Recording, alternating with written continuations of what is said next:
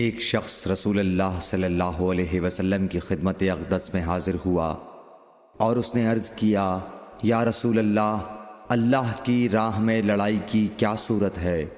کیونکہ ہم میں سے کوئی غصے کی وجہ سے اور کوئی غیرت کی وجہ سے جنگ کرتا ہے۔ تو آپ صلی اللہ علیہ وسلم نے اس کی طرف سر اٹھایا، اور سر اس لیے اٹھایا کہ پوچھنے والا کھڑا ہوا تھا۔ پھر آپ صلی اللہ علیہ وسلم نے فرمایا، جو اللہ کے کلمے کو سربلند کرنے کے لیے لڑے وہ اللہ کی راہ میں لڑتا ہے۔ صحیح بخاری حدیث نمبر 123۔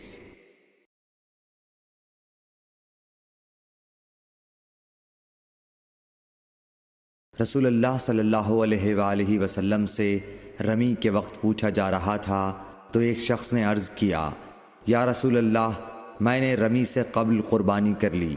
آپ صلی اللہ علیہ وسلم نے فرمایا، اب رمی کر لو، کچھ حرج نہیں ہوا۔ دوسرے نے کہا، یا رسول اللہ، میں نے قربانی سے پہلے سر مڈا لیا۔ آپ صلی اللہ علیہ وسلم نے فرمایا، اب قربانی کر لو، کچھ حرج نہیں۔ اس وقت جس چیز کے بارے میں جو آگے پیچھے ہو گئی تھی آپ سے پوچھا گیا، آپ صلی اللہ علیہ وسلم نے یہی جواب دیا، اب کر لو، کچھ حرج نہیں۔ صحیح بخاری حدیث نمبر 124۔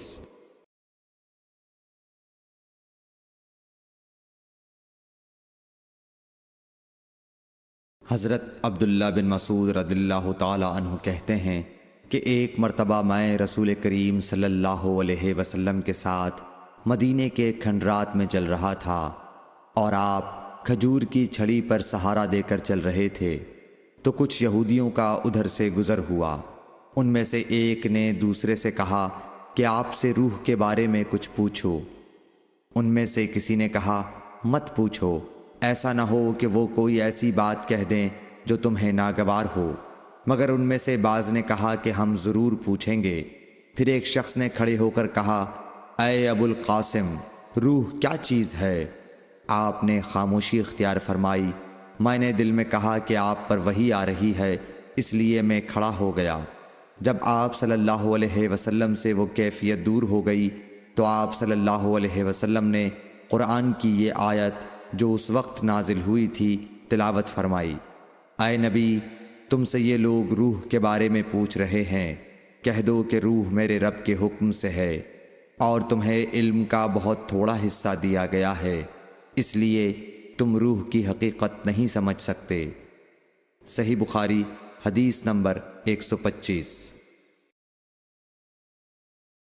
رسول اللہ صلی اللہ علیہ وآلہ وسلم نے ارشاد فرمایا کہ اے عائشہ، اگر تیری قوم دور جاہلیت کے ساتھ قریب نہ ہوتی بلکہ پرانی ہو گئی ہوتی، ابن زبیر نے کہا یعنی زمانہ کفر کے ساتھ قریب نہ ہوتی، تو میں کعبے کو توڑ دیتا اور اس کے لیے 2 دروازے بنا دیتا، ایک دروازے سے لوگ داخل ہوتے اور دوسرے دروازے سے باہر نکلتے۔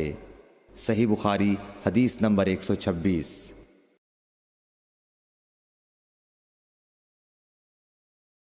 حضرت علی رضی اللہ عنہ کا ارشاد ہے کہ لوگوں سے وہ باتیں کرو جنہیں وہ پہچانتے ہوں۔ کیا تمہیں یہ پسند ہے کہ لوگ اللہ اور اس کے رسول کو جھٹلا دیں؟ صحیح بخاری حدیث نمبر 127۔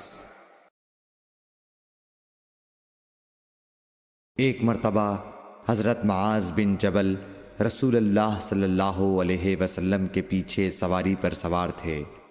آپ نے فرمایا، اے معاذ، میں نے عرض کیا، حاضر ہوں یا رسول اللہ۔ آپ صلی اللہ علیہ وسلم نے دوبارہ فرمایا، اے معاذ، میں نے عرض کیا، حاضر ہوں اے اللہ کے رسول۔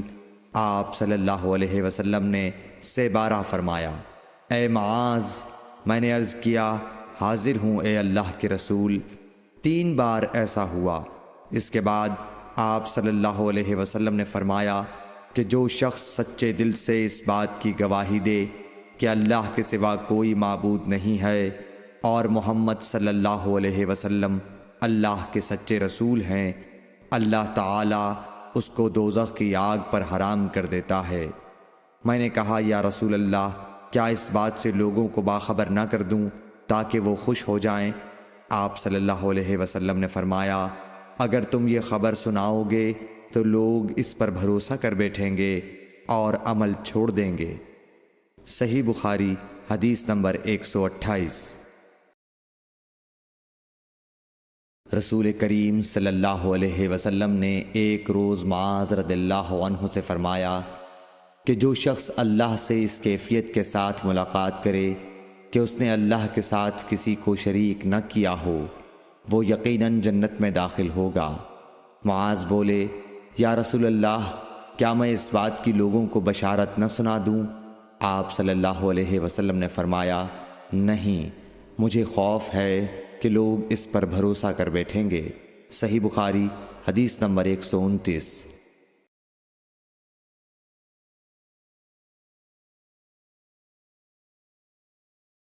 ام سلیم نامی ایک عورت رسول کریم صلی اللہ علیہ وسلم کی خدمت اقدس میں حاضر ہوئیں اور عرض کیا کہ یا رسول اللہ، اللہ تعالی حق بات بیان کرنے سے نہیں شرماتا، اس لیے میں پوچھتی ہوں کہ کیا احتلام سے عورت پر بھی غسل ضروری ہے؟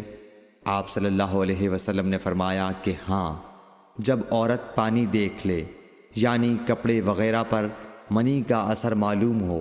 تو یہ سن کر حضرت ام سلمہ رضی اللہ عنہا نے شرم کی وجہ سے اپنا چہرہ چھپا لیا اور کہا، یا رسول اللہ، کیا عورت کو بھی احتلام ہوتا ہے؟ آپ نے فرمایا، ہاں، تیرے ہاتھ خاک آلود ہوں، پھر کیوں اس کا بچہ اس کی صورت کے مشابہ ہوتا ہے؟ یعنی یہی اس کے احتلام کا ثبوت ہے۔ صحیح بخاری حدیث نمبر 130۔